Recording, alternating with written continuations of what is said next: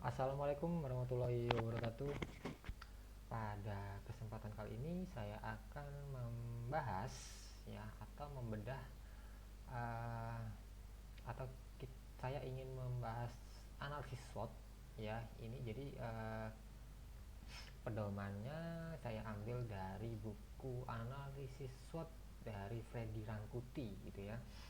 Nah, analisis SWOT ini saya kali ini ingin membedah dari perusahaan dari PT Sat Nusa Persada ya. Jadi kalau teman-teman bisa lihat ini adalah PT Sat Nusa Persada ya. Ini beliau adalah direksinya ya atau ownernya ini ya, Bapak Abidin. Jadi PT Sat Nusa Persada ini produknya apa saja, termasuk mungkin kalau teman-teman bisa nanti kita bedah ya. Jadi Sat Nusa Persada ini adalah perusahaan yang bergerak di bidang apa? Salah satunya dia bergerak merakit produk Xiaomi ya, salah satunya. Ini adalah beberapa produknya. Oke, dalam analisa SWOT ini memang istilahnya informasinya hanya terbatas ya, hanya terbatas karena ini masih latihan ya, latihan menganalisa SWOT. Informasinya hanya terbatas melalui annual report. Jadi annual reportnya bisa kita download melalui situsnya Bursa Efek Indonesia ya atau BEI. Oke, kita klik laporan keuangan. Karena PT Sat Nusa Persada ini adalah perusahaan TBK ya yang sahamnya dijual ke publik, jadi kita bisa cek laporannya. Oke, kita di sini bisa klik laporan tahunan, lalu kita klikkan kode sahamnya ya, PTSN, PT Sat Nusa Persada. Oke, kita pilih tahun.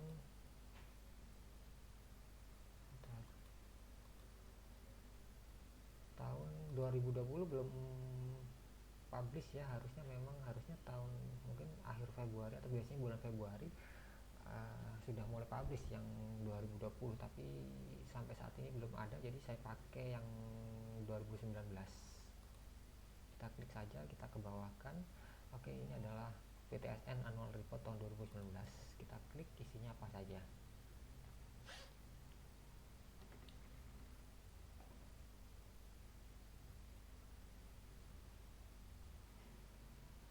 Oke, kita masih menunggu. Jadi analisa SWOT ini informasinya hanya terbatas dari annual report ya. Jadi kita masih berlatih. Memang harusnya membedah di dalam perusahaannya itu lebih mudah kalau kita ada di perusahaannya ya. Tetapi kita hanya berdasarkan dari mungkin beberapa sumber ya, selain dari annual report, mungkin dari beberapa laporan keuangan terakhir ya, laporan kuartalan. Oke, ini adalah perusahaan PTSN. Mari kita bedah ya, kira-kira strategi SWOT-nya nanti bagaimana. Oke. Baik, jadi untuk memahami tentang SWOT itu apa, jadi teman-teman bisa memakai buku Freddy Rangkuti atau mungkin langsung belajar dari beberapa penelitian yang pernah ada gitu ya. Nah, ini kebetulan saya pakai contohnya dari tesisnya dari Universitas Indonesia ya. Ini penelitiannya dari Mbak Gini Permana Sulastini ya, yang dengan judul analisis penetapan strategi bisnis unggulan rumah sakit ya. Tetapi kita coba ambil dari beberapa teori yang dipakai dalam menganalisis SWOT gitu ya. Oke, yang pertama yang jelas di dalam analisis SWOT itu kita harus bisa menetapkan dulu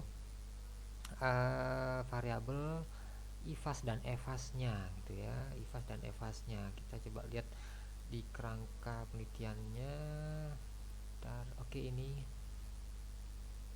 ya, jadi kita bisa menentukan dulu analisis situasinya dari variabel eksternal atau EFAS dan variabel internal dan atau biasa disebut IFAS di dalam SWOT ya. Nah, kalau di sini dalam penelitian ini dibalik ya, bukan SWOT tetapi TOS ya, TOS. Jadi dianalisa dulu threat dan opportunity-nya, atau kita analisa dulu ancaman dan peluangnya apa ya dari variabel eksternal EFAS. Selanjutnya akan analisa tentang weakness dan strength-nya ya, kelemahan dan kekuatannya dari variabel IFAS atau internal. Nah, yang perlu dicermati di sini bahwa memang agak susah gitu ya, agak susah, butuh pengalaman memang untuk bisa menentukan indikator-indikator dari EVAS itu yang paling tepat atau mungkin yang paling mempengaruhi ya, mempengaruhi pada perusahaan tersebut atau bisnis tersebut. Jadi nggak semua, mungkin kita juga harus paham bisnis ini bergerak di bidang apa. Jadi kita paham eh, lingkungan mana saja yang paling berpengaruh atau menentukan jalannya perusahaan gitu ya. Jadi yang mungkin yang susah, salah satu yang susah adalah menentukan indikator-indikator ininya ya, indikator eksternal maupun indikator dari internal. Nah, mungkin jadi yang bisa jadi panduan di sini adalah contoh dari EVAS atau variabel eksternal, kita bisa mengambil dari indikator mungkin dari beberapa kebijakan pemerintah, dari indikator geografi, demografi, dari kondisi ekonomi, dari tingkat, mungkin dari tingkat pendidikan ini ya, ini masuk ke dalam demografi. Lalu dari teknologi, dari pelanggan, dari pemasok, dari pesaing. Kalau pelanggan, pemasok, pesaing ini bisa diperdalam lagi di teorinya Porter ya. Jadi dari 5 ancaman persaingan ya. Ini bisa dilihat di situ. Lalu kalau dari variabel internal itu kita bisa melihat apakah visi misinya sudah berjalan sesuai dengan, atau perusahaan sudah berjalan sesuai dengan visi misinya. Lalu bisa dilihat dari manajemen organisasi, sumber daya manusia, keuangan, pemasaran, sistem informasi. Jadi kalau untuk mengetahui kelemahan dan kekuatannya bisa diambil dari yang IFAS atau lingkungan internal. Dan kalau kita mau mengetahui ancaman dan peluang, kita lihat dari dianalisa dari lingkungan eksternalnya ya. Memang yang paling susah adalah menentukan eh, kita menentukan indikator-indikator ininya ya, indikator yang paling berpengaruh, yang paling berpengaruh terhadap jalannya perusahaan baik dari eksternal maupun dari internal. Oke.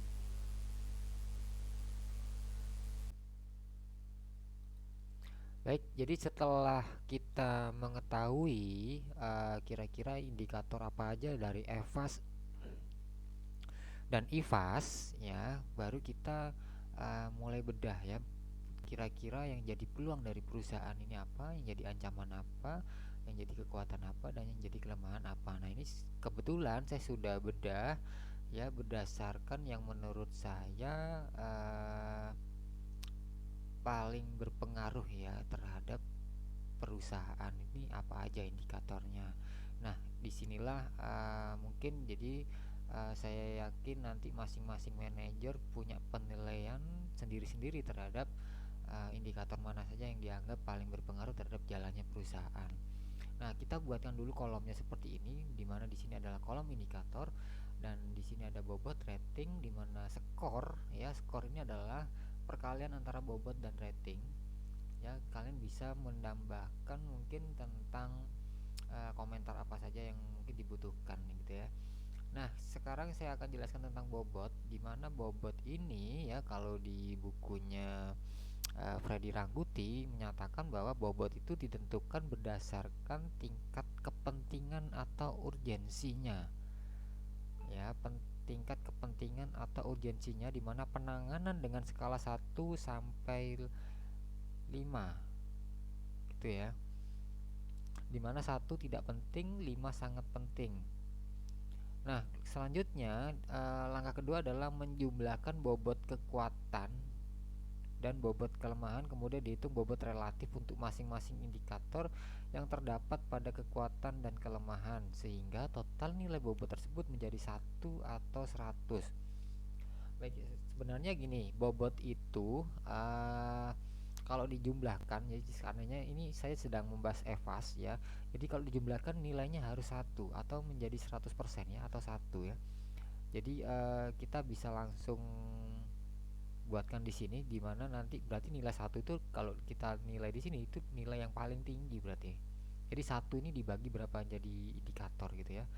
Kita tergantung kita punya berapa indikator, yang penting nanti kalau dijumlahkan ini adalah 1. Jadi di 1 ini nanti nanti bisa dibagi menjadi beberapa indikator gitu ya. Nah, di mana bobot ini adalah tingkat seberapa penting sebenarnya indikator ini terhadap perusahaan, atau pengaruhnya seberapa berpengaruh dia terhadap jalannya perusahaan gitu ya. Nah, kita coba yang salah satu contohnya ya di EVAS peluang, yaitu saya memilih bahwa peran pemerintah dalam memerangi ponsel black market atau BM. Ya, ini menjadi peluang. Kenapa? Di halaman 33 coba saya buka di annual reportnya. Bentar. Di annual report halaman 33 ya.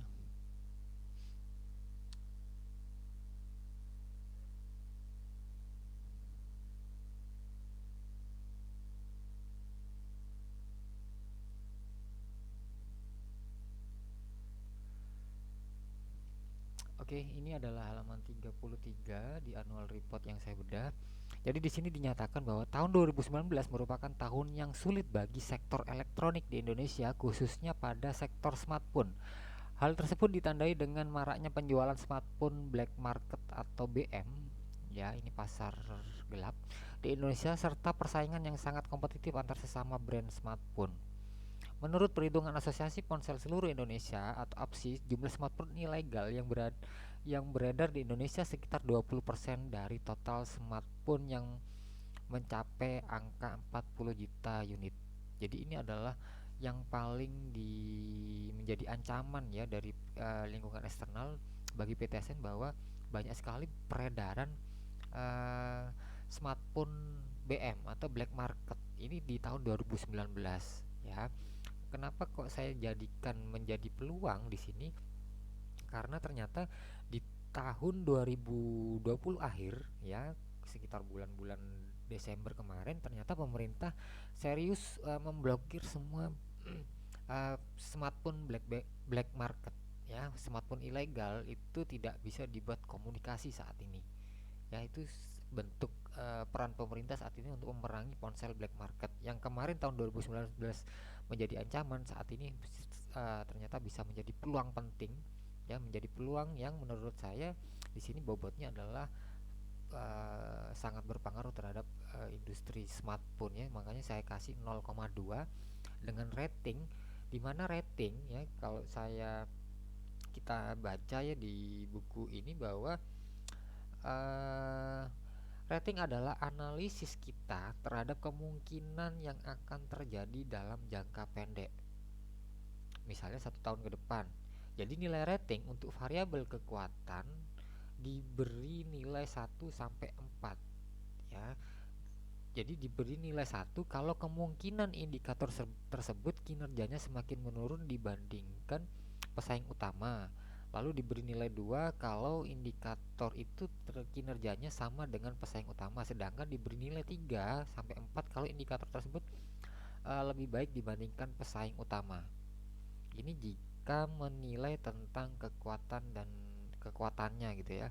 Tapi bagaimana dengan kalau kita menilai peluang dan ancamannya? Berarti rating ini bentuk realitanya seperti apa saat ini? Ya, ini adalah bentuk realita atau mungkin kinerja saat ini gimana. Nah, karena kinerja saat ini sudah terbukti bahwa di Indonesia itu sudah memerangi ponsel black market, maka saya kasih nilai mentok ya, mentoknya 4. Dan nilai rating itu skalanya 1 sampai 4. Nilai rating itu 1 sampai 4 gitu ya. Jadi seberapa jauh sudah dilakukan gitu ya. Nah, itu yang pertama. Jadi kita harus memahami dulu apa bobot dan rating ya. Jadi kalau tadi sudah dipahami ya, bobot itu adalah tingkat seberapa besar kepentingan atau urgensinya, atau mungkin pengaruhnya seberapa besar. Lalu rating ini seberapa besar sudah dijalankan gitu ya, atau implementasinya seperti apa saat ini. Lalu yang kedua, contohnya peluang penggunaan smartphone di Indonesia masih 30% dari total penduduk Indonesia. Ini ada di halaman 102. Oke, 102, sorry, bentar. Di halaman 102 ya.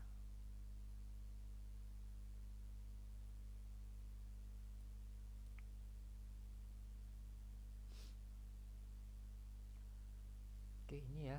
Jadi di sini dikatakan Perseroan telah merakit sebanyak turun dibandingkan, bentar.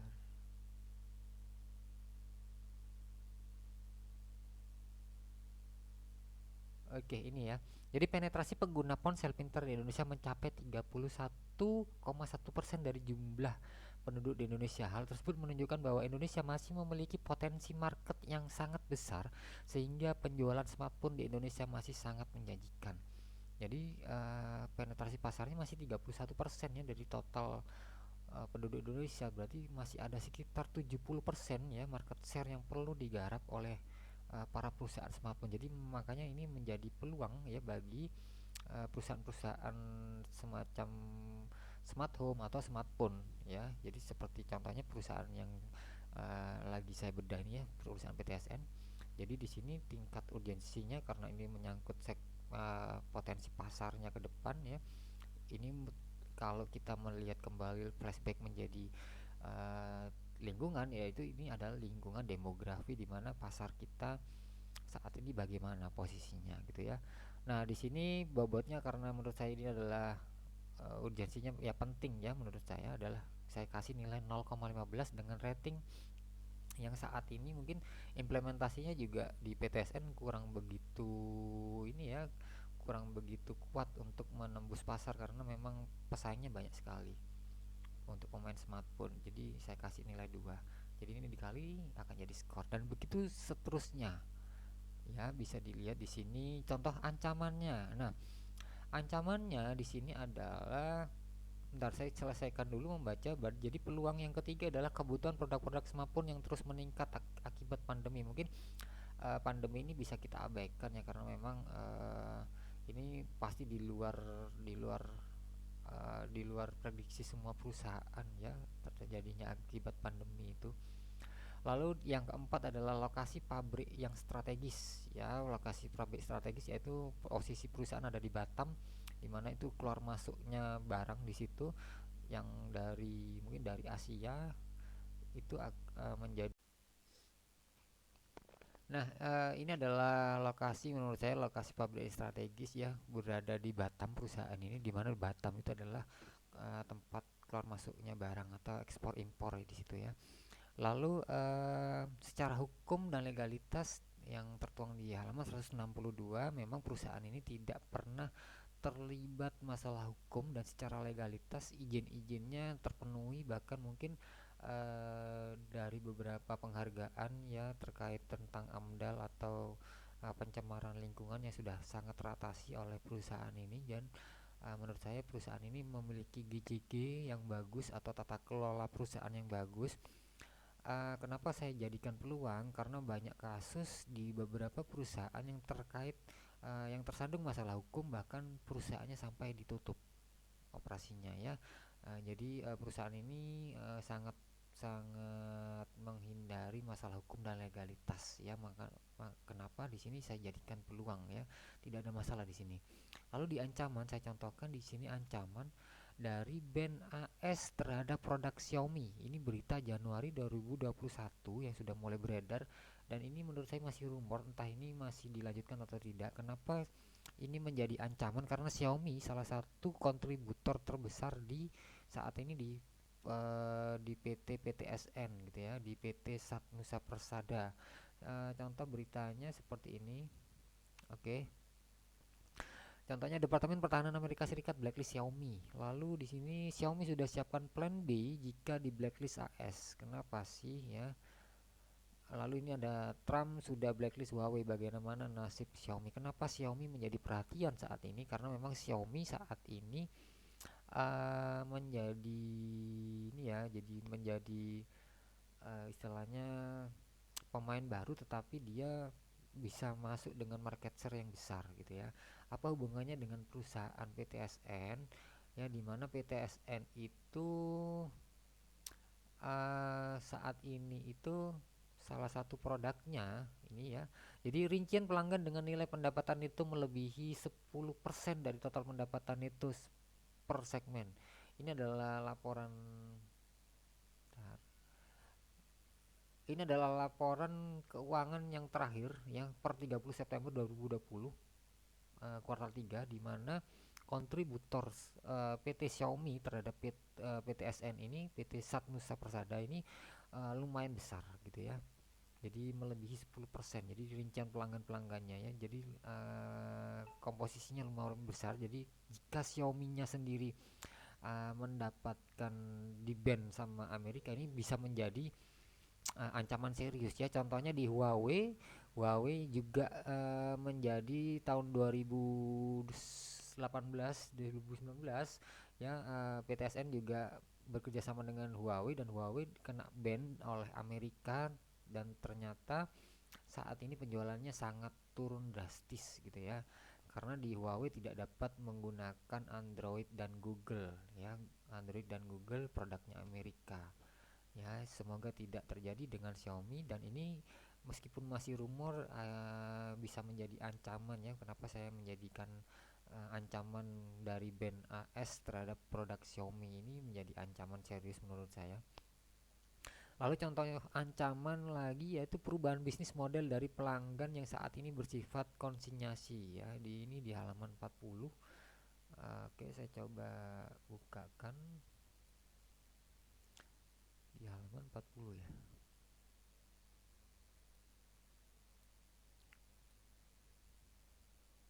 Oke. Bentar.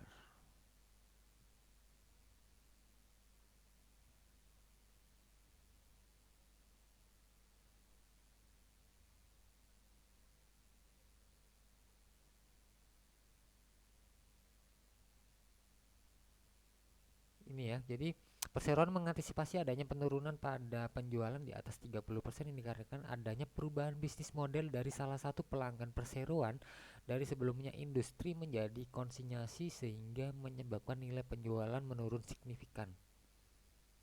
Ya. Jadi ini juga merupakan ancaman sebenarnya, karena di sini tidak dijelaskan sebenarnya secara detail konsinyasinya seperti apa. Ya, tapi di situ sudah dijelaskan bahwa ini menjadi antisipasi ya dari lingkungan eksternalnya. Konsinyasinya seperti apa ini belum dijelaskan di tahun 2019 ya.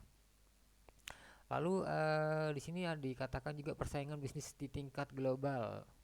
Ya, jadi PT Satnusa Persada ini yang asli perusahaan Indonesia ini memang pesaingnya pesaing global semua ya, bukan. Jadi PT ini, perusahaan ini bukan sebagai pemimpin pasarnya, karena banyak sekali perusahaan-perusahaan yang lebih besar dari PT ini ya.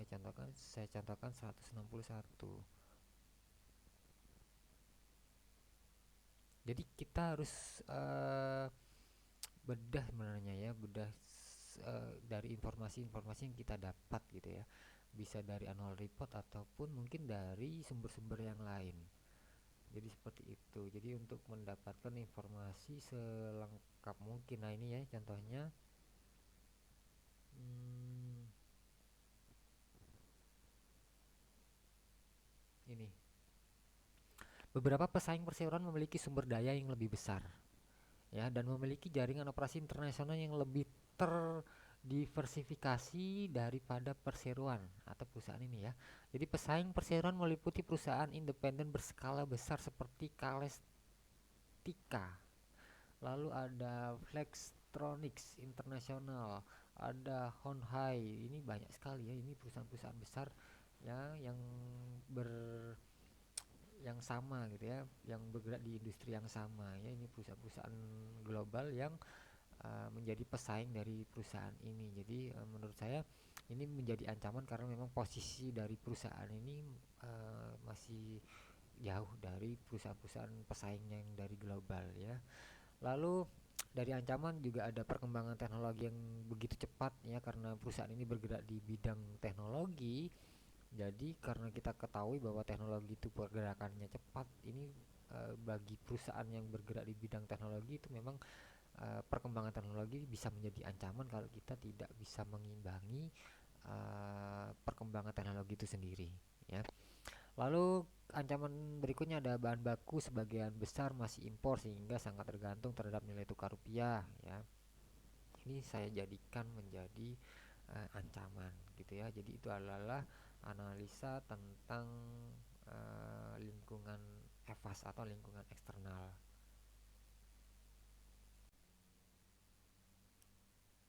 Nah, ini saya lanjutkan ke lingkungan IFAS ya, internal faktor strategi, di mana kita akan mengidentifikasi indikator-indikator yang terkait dengan kekuatan dan kelemahan, tetapi ini dilihat dari lingkungan internal perusahaannya di dalam perusahaan itu sendiri. Dimana yang pertama saya ambil dari tren keuntungan terus naik di halaman 78 ya. Jadi keuntungan dari perusahaan ini sebenarnya trennya terus mengalami kenaikan ya. Jadi kalau kita punya usaha itu seharusnya memang yang menjadi poin penting dia bisa tumbuh keuntungannya. Kalau saya melihat di sini, oke, di sini ya pendapatan usaha kalau kita lihat trennya dia itu masih naik ya, masih naik. Dimana di tahun 2019 itu kontribusi dari industri ini besar ya, 92%. Sedangkan dari bisnis konsinyasinya sekitar 7%-an. Ya, masih kecil ya di tahun 2019 ya, dan pendapatannya masih menaik dia trennya. Jadi kenapa saya jadikan kekuatan di situ, karena memang tujuan utama dari berbisnis kan harusnya kita lihat dari dia tren keuntungannya itu pendapatannya menurun atau naik. Dia kalau di perusahaan ini masih trennya masih naik gitu. Lalu kedua ada tingkat likuiditas dan kemampuan membayar hutang. Ya, di ini di halaman 88. Di halaman 88. Bentar. Ini juga menurut saya adalah penting ya, karena rasio liabilitas terhadap ekuitas ini juga penting. Jadi pada intinya uh, kalau dilihat bentar,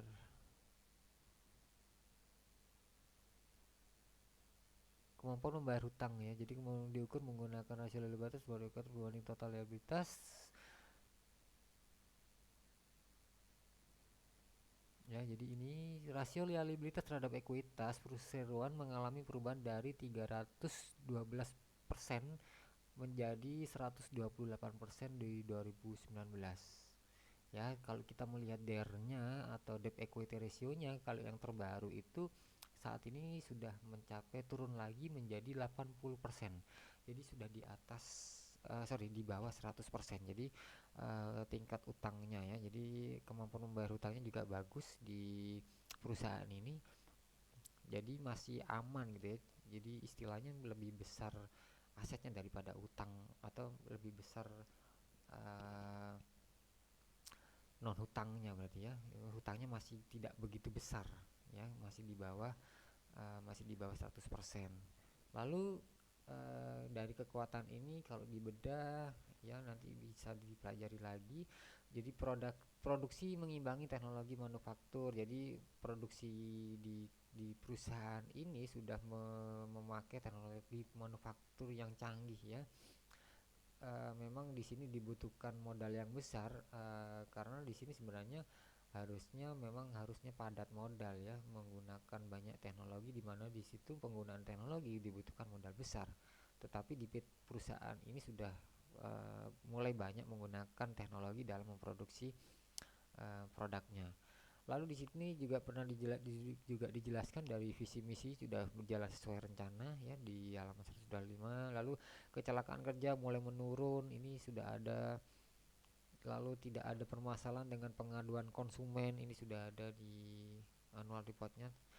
Lalu mampu bekerja sama dengan brand terkenal ya, di laporan Q3 2020 itu bekerja sama dengan Xiaomi, dengan Asus, dengan Kenwood, dengan Era Jaya. Ini adalah rata-rata pemain besar ya, pemain 5 besar.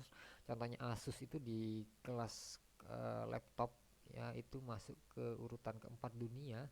Lalu Xiaomi saat ini sudah mulai merangkak ke urutan keempat smartphone di dunia juga. Jadi mampu bekerjasama dengan brand-brand terkenal ya perusahaan ini yang merakit gitu ya. Lalu memiliki tenaga kerja yang memiliki keahlian khusus. Nah, ini juga menurut saya juga menjadi poin yang menurut saya adalah uh, pentingnya, jadi dari tingkat urgensinya. Lalu dari kelemahan, saya tidak begitu banyak mendapatkan kelemahan di setelah membaca di annual reportnya gitu ya. Mungkin karena itu adalah annual report, jadi mungkin yang disampaikan yang bagus-bagus ya. Jadi mungkin dari sini bisa saya analisa sendiri bahwa belum memiliki produk pemimpin pasar. Ya, jadi kelemahan dari perusahaan ini pernah mencoba sebenarnya kalau saya lihat di sini perusahaan ini punya beberapa produk. Bentar, sorry bukan. Oke, ini adalah beberapa produk dari PTSN ya, dari Nusa Persada. Jadi Evo adalah smartphone 4G LTE pertama asli buatan Indonesia. Ini adalah diproduksinya oleh PT Sat Nusa Persada. Bentar.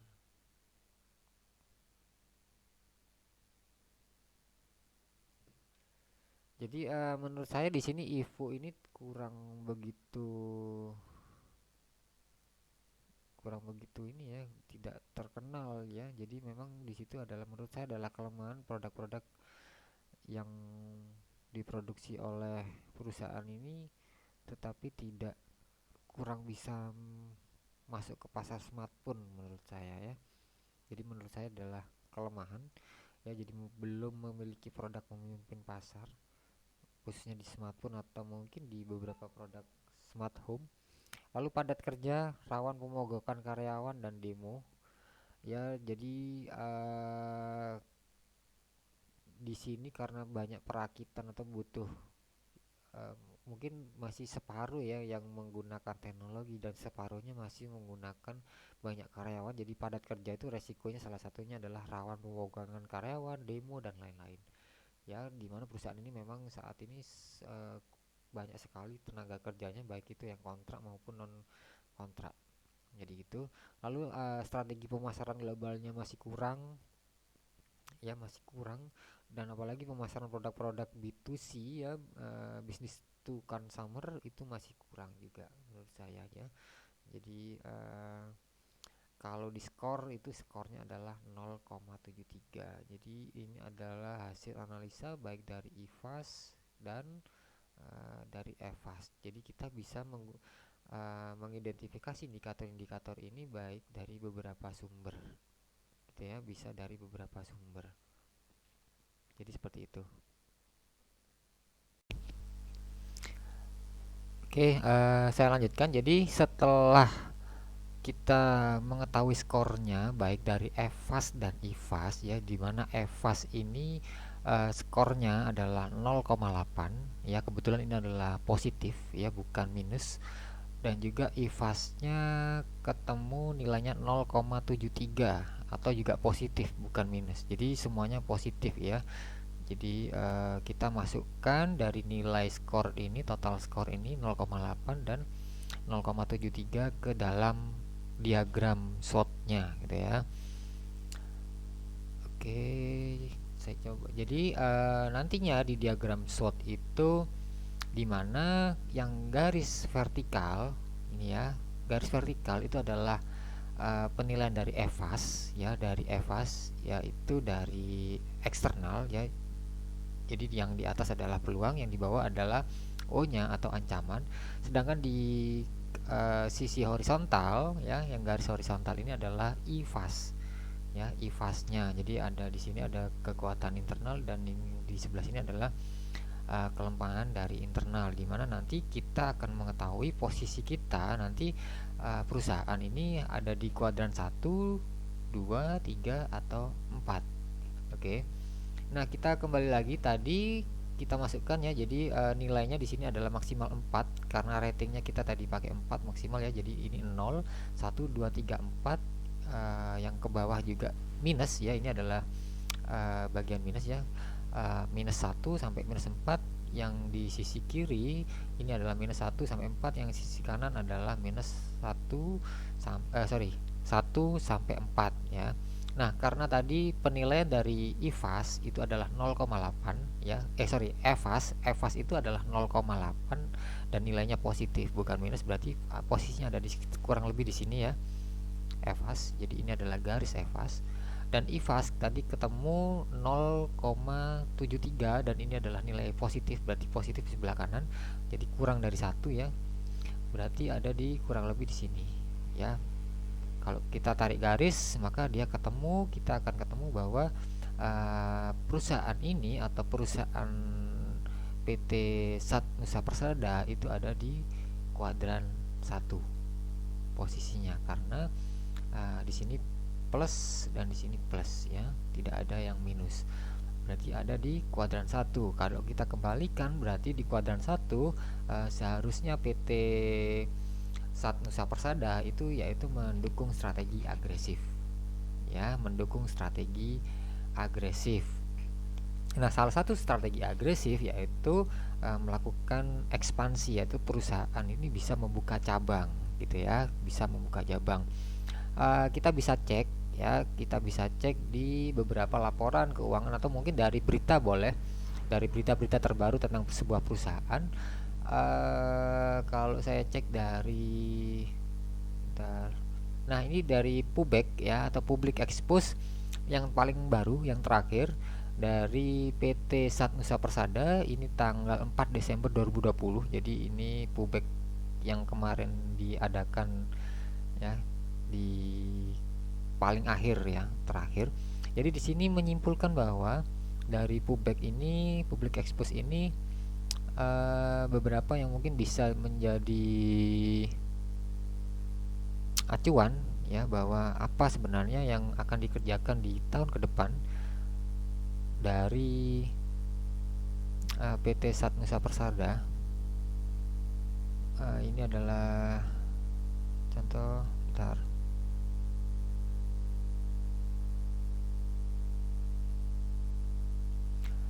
Jadi di sini memang PT Sat Nusa Persada. Jadi ini ada pertanyaan dari mungkin dari beberapa investor. Jadi apakah pertumbuhan segmen jasa perakitan yang tumbuh dibandingkan segmen industri akan berlanjut hingga akhir tahun, dan bagaimana dengan tahun 2021?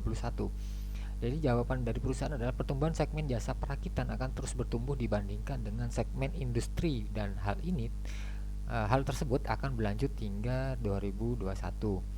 Jadi memang ada perubahan bisnis ya, yang awalnya dulu perusahaan itu konsentrasinya ke industri ya. Jadi apakah jasa perakitan bakal berkontribusi lebih besar ketimbang industri? Bagaimana dengan margin keuntungan di antara keduanya, dan manakah yang lebih besar? Jadi di situ ada perubahan bisnis ya, cara bisnisnya PTSN. Jadi di jawaban dari perusahaan adalah untuk tahun ke depan kontribusi gross profit jasa perakitan akan lebih besar ketimbang gross profit dari penjualan industri.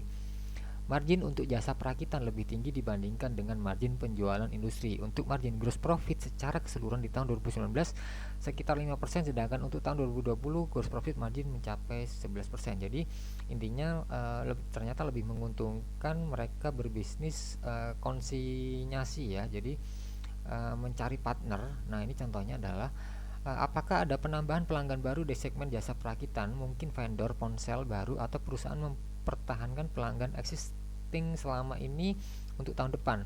Jadi ada penambahan pelanggan baru bernama TCL, ini adalah merek ya, merek TCL, untuk memproduksi router wifi dan smartphone, dan ada 2 calon pelanggan baru yang sedang pada tahap negosiasi sehingga belum dapat diungkapkan. Jadi memang PTSN ini lebih fokus ke bisnis to bisnisnya ya. Lalu bentuk ekspansinya seperti apa?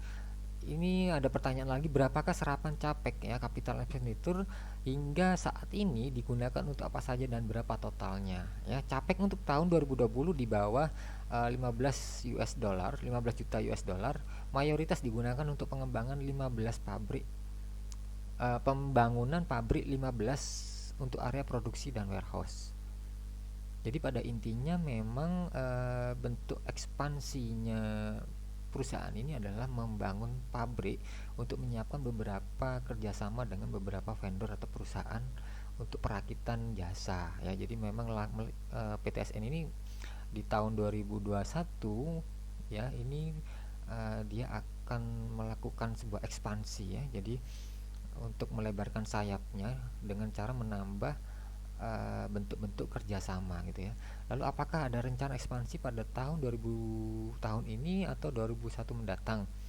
Ya, ya, jadi jawaban perusahaan iya, karena di tahun 2021 ada peningkatan produksi smartphone terutama untuk proses complete knockdown ya menggunakan mesin SMT. Jadi ini saya kurang paham ya mesin apa ini. Yang jelas PTSN juga sudah memiliki mesin-mesin dalam produksinya ya, itu sudah mesinnya mengikuti perkembangan teknologi. Jadi sehingga rencananya akan ada CAPEX atau pembelanjaan sebesar 25 juta US dollar. Jadi ini adalah contoh dari ekspansi dari PTSN. Lalu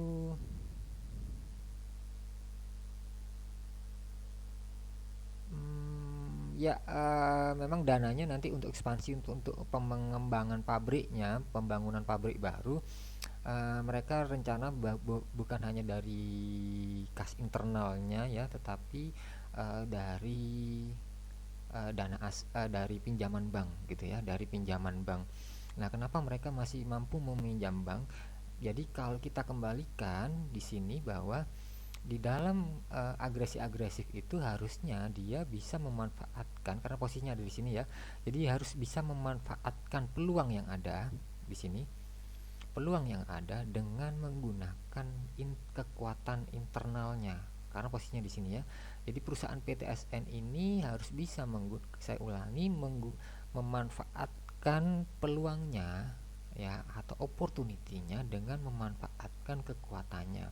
Nah, salah satu kekuatan PTSN ya di tadi sudah ada ya di IFAS-nya. Salah satu kekuatan PTSN ini kekuatan yaitu tingkat likuiditas dan kemampuan membayar hutang. Itu bagus ya, itu bagus. Jadi untuk mencari modal dalam bentuk hutangan, dalam bentuk hutang itu masih dapat dilakukan ya. Mungkin dari kalau kita cek dari data yang lain bahwa DER atau debt equity rasionya itu masih 83%-an atau masih di bawah 100%. Jadi masih bisa ya, untuk masih terbuka untuk melakukan pinjaman guna untuk melakukan sebuah ekspansi. Jadi seperti itu ya. Jadi memang tahun 2021 mereka akan melakukan ekspansi dan fokus ke jasa perakitan dengan cara membangun pabrik baru.